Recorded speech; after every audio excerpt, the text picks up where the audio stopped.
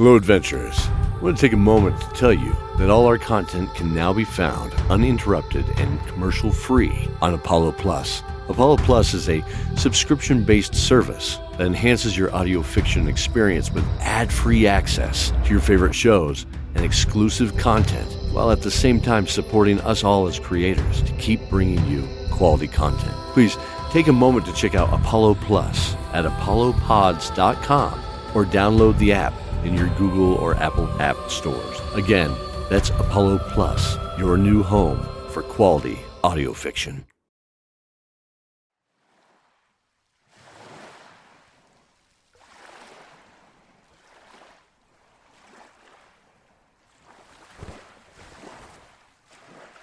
Dawn of Dragons, Season 2, Episode 5, City of the Great Forge.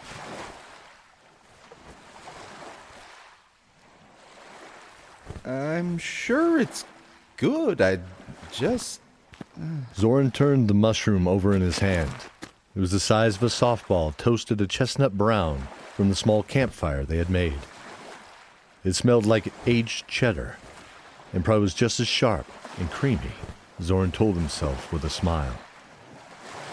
Cordelia had pointed these out as non-poisonous ones, but was relying off of knowledge from the memory of a book she had read. It will suffice. Vix chimed in as he peeled a chunk of the flesh of his mushroom and carefully placed it in his mouth. He chewed with his eyes closed, trying to place the flavor. His eyes opened, and he saw the group staring at him intensely. What? Do you feel strange? No. Should I? Do you feel sick? Like you're gonna shrink to the size of a mouse? Everyone looked at SKOTMIR. I heard it happened to some girl a long time ago, and I just... Shut up, SKOTMIR. And all of you, for that matter. I'm fine. Despite what you may have heard, elves are not all weak.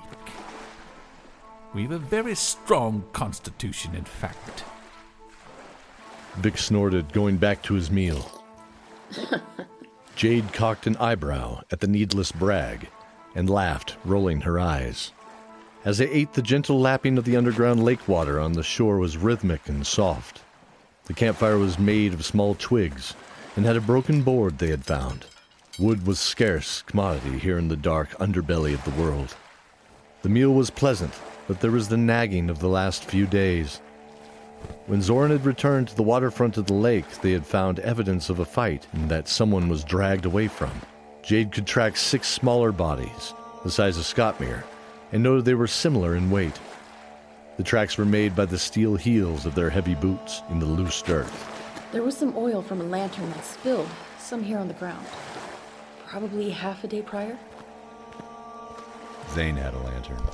Their hearts gripped in worry. She noted chains bound the taller, most likely human, at the ankles before he was dragged into a 4-wheel cart, and finally away down the coastline of the cold, deserted lake. Zane. He looked up. Jade, are you positive they came this way around the lakeside? Yes. The lake was immense, with no sign of change in the coast direction in the last day's worth of travel. See, the tracks still travel that way. There was one set of tracks with a set of large wheel ruts she was pointing at. She then pointed at another set 20 feet away. The feet were turned opposite, but similar.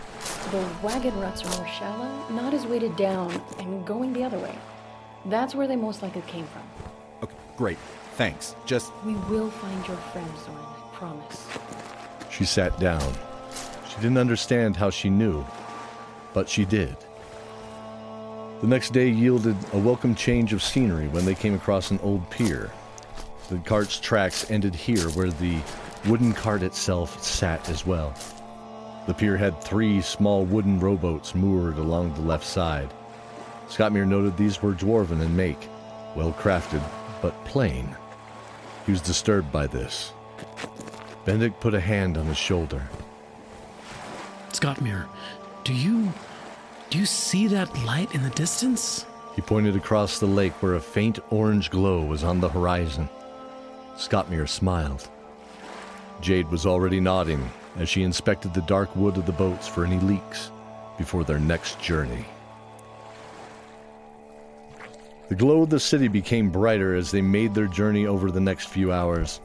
Soon they could see 4 giant pillars of stone ablaze with fires that ebbed and flowed from within, towering hundreds of feet towards a ceiling that still was lost thousands of feet in the darkness above.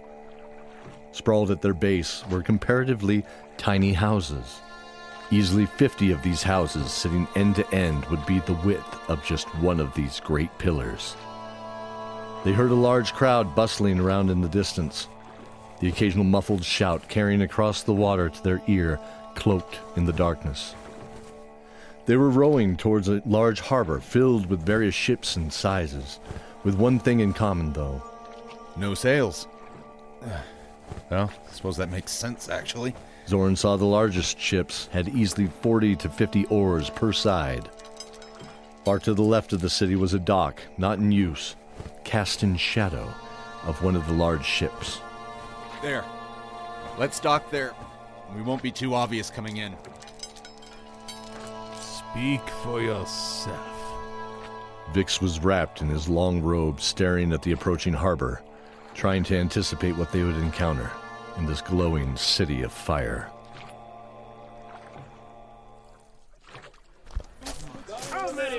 Cordelia grunted as a thick-bodied sailor pushed past. They had soon noticed all different shapes and sizes on inhabitants that were here in this lively port city. I've seen easily 10 or so of these cities on the surface. I never imagined one underground. SKOTMIR looked curious. All the dwarves were ashen gray with cold, dark eyes. White, wiry beards shot from their chins like the coarse mane of a horse. I've heard of these cousins of mine. That explains it. Explains what? There are stories about those of us that live in the dark beneath the mountains and hills. They lose the love of the sun and the love of pretty things. All things have a purpose, and to make it pretty is, well, it's just a waste of time. They passed by a fishmonger, shouting at the crowd and holding a large pale squid on the end of a long hook. The smell was coppery and strong, but bidders were throwing hands up as fast as the auctioneer could rattle off his gradually increasing price. We need to find a place to lay low. Benedict said, looking around. Oh, what about that place there? The Pale Ale. Let's try it. They walked up the creaky wooden steps of the inn to the iron-bound door and slowly opened it. They walked into what appeared to be a small tavern. 3 round tables stood empty, and 8 bar stools were lined up at a clean and oiled deep mahogany bar. The welcome smell of a meaty stew and potatoes wafted to their noses. Hi. A grunting voice came from the bar as a bald gray head stood up, with a white beard hanging straight down, the hair almost making a perfect triangle at the end against his black muslin apron. Step up, what'll it be? They looked at each other. They had no coin or weapon. They had been hiding and avoiding every creature of the darkness with only a flint and steel and a dagger found at the raided campsite. Ah, you're the surface dwellers Doan was going on about. They looked at each other. ZORIN froze. He had heard that name before. Yeah, it's you. Librarian, 2 elves, ugly dwarf, and the rest of you. He told me to take care of you. What'll it be? They all looked at each other, hesitating. Well, it's cooking back there, Smiley. SKOTMIR laughed as he sat heavily on a bar stool sized appropriately for his height. The meal was satiating but a little bland to anyone but this group. Yes, The meat was sweet and the potatoes savory. Every bite brightened the palate and a dash of salt excited the tongue. The stew was served with a coarse soda bread. They softened by dipping it into the thin broth. The pasty mess was hastily shoved in Benedict's bearded mouth with a smile. ZORIN smiled at his friend, his mouth full as well with the warm broth matting to the hair at the corners of their mouths. They both nodding in approval. They were all happily eating the stew, while Kegog the barkeep shook his head. By the stone, it wasn't that good. They must be touched in the head. He grumbled. Soon they finished sitting back in their seats with smiles on their faces. Even the cool and collected Vicks looked happy. How about some drinks? Hey, Kagog, can we order some drinks? I'll be there in a moment. Hold yourself down. Benedict mopped his short, dark-bearded cheeks. Ha! Hard to eat with a beard, huh? You gonna keep it? No. The next thing I'm dreaming of is a bath and a shave. I'm dreaming of a bed. That'll come soon enough. Now what'll it be? Ale for me. And for I. I'll take... Benedict paused, trying to picture a cow in this underground landscape. He shuddered. Just... water will be fine. And I'll have a mead. I'll take that mead. Thank you. I would like a red wine, please. Sophie looked to Jade, who sat there thinking. Jade, what would you like to drink? I would like a red wine as well. That sounds good. Sophie smiled at the memory of sharing a glass of wine with another elven friend. What seemed ages ago in Port Lafort. Benedict followed the bartender back to the bar. Excuse me, Kagog. We are looking for a friend of ours. Toad told me. The boy called Zane who went looking for ye. He gripped 3 tankards under a large keg as the bitter liquid poured slowly, building a white frothy cap on top. If he was taken back to this town, he wouldn't be in a tavern, I'll tell you that much. He'd be in the slave market if he's not sold by now. Oh, no. A slave market? Benedict was stunned. Only the cruel and evil had slaves. There were servants and workers of all types back in Port Lafort, but never slaves. Kagog continued. All right, the market opens in 12 hours. An hour after that is the auction. If I were you, I'd be there for the whole thing. Toad said to take care of your every cost, but I don't know what you'll get for money. You can charge the cost back here for him to settle if you... He paused in thought for a moment. Then he shook his head to clear it. What was I? Oh yeah. You were supposed to get this. He set the tin tankards down and reached under the bar, handing Benedict a heavy sack of coins. From Toad. He turned back to his work and mumbled. Just remember, all things must be paid back to him. He always makes sure of it. Oh, this is your room. Keep it quiet and don't disturb any of my other guests. Cordelia found it interesting that she hadn't seen any other guests, but nodded in agreement. Rest well.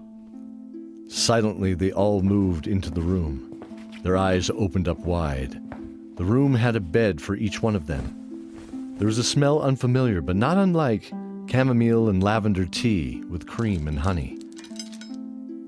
The temperature was warm, but not too hot, almost cozy amongst the tobacco-brown walls and gray slate furnishings. Polished brass shone in accents throughout the room. A doorway led to a separate hall entitled Bathhouse.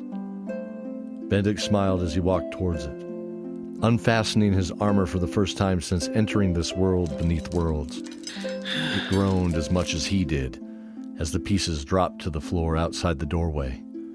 He noted it seemed the only entrance was through the rooms, meaning only patrons had access. He was no stranger to defending himself or others with nothing but his fists. He was willing to take the risk, but there was a security found in this. Approaching the doorway, there was a soft steam that wafted from the hallway when he opened the door to the bathhouse. He saw a small lump of soap, a bowl, and a small razor on the tray by the door next to a pile of large towels. The gentle steam made the wooden varnished table wet with warm dew, even from this distance. Be back in a bit. I'm, All right, then. He turned around to see everyone else was fast asleep.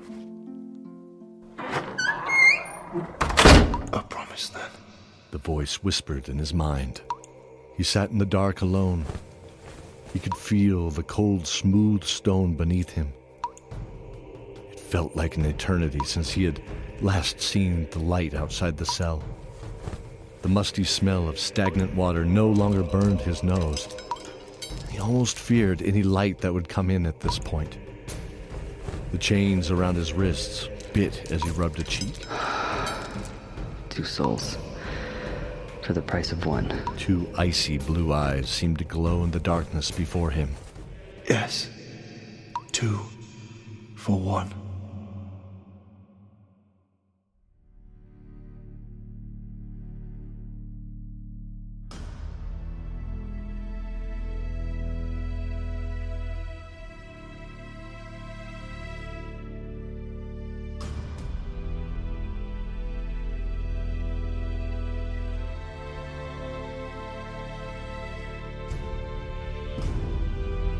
The Stranger is played by Philip Usher of the Averin Dark Saga podcast.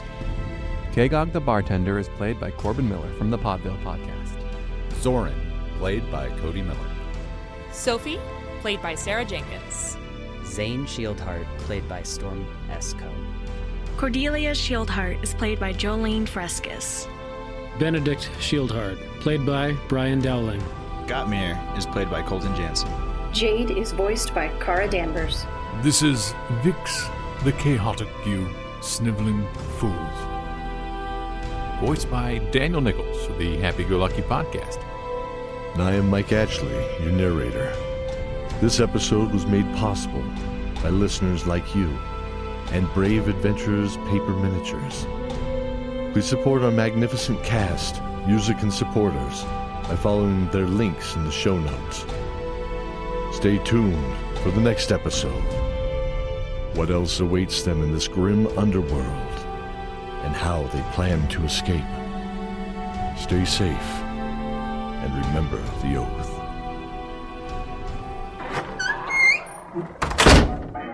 It's Podville, the family-friendly variety show. I'm your host, Corbin.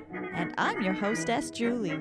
Every other Friday, we and our 4 kids bring you a show packed with silly games, outrageous vintage ads, wild stories, and catchy original songs. Find us at podville.com. That's PAUDEVILLE.com. Or subscribe wherever fine pods are casted. Are you ready for me to stop talking? Always.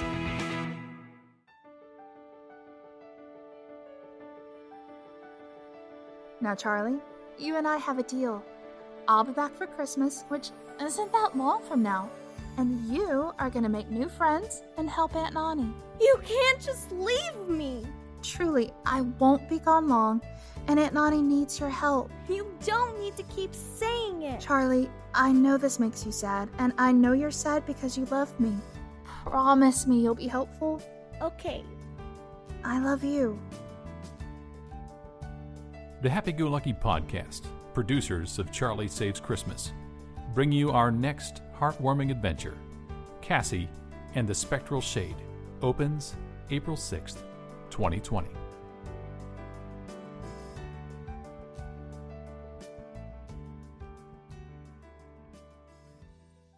Ho there, stranger!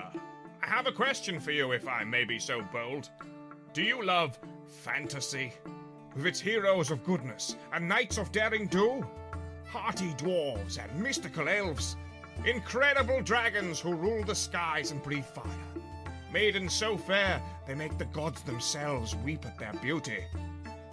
You do? Well, never mind then, off you go. But if you like darkness, disparity, blood and gore, necromancy and demons, then I have a tale for you, my friend. For in the world of Aetheran, there is but a glimmer of light amongst the coming shadow. The eternal darkness is spreading its influence from the world beyond, seeking to wash over the land like a dark tide. All is doomed. But there is still hope. A candle burns within the gloom for those that seek to walk within the light. The Knights of the Argent Order, warriors and wielders of magic, trained solely in the arts of demonic eradication. These brave few will battle to the last in hopes of securing a future for all mankind. Be steadfast, be stoic, remain vigilant, For here, death awaits all in the world of Aetheran. Available on all podcasting platforms, including Apple Podcasts, Stitcher, Castbox, and Spotify. Search Dark Saga Aetheran to subscribe now.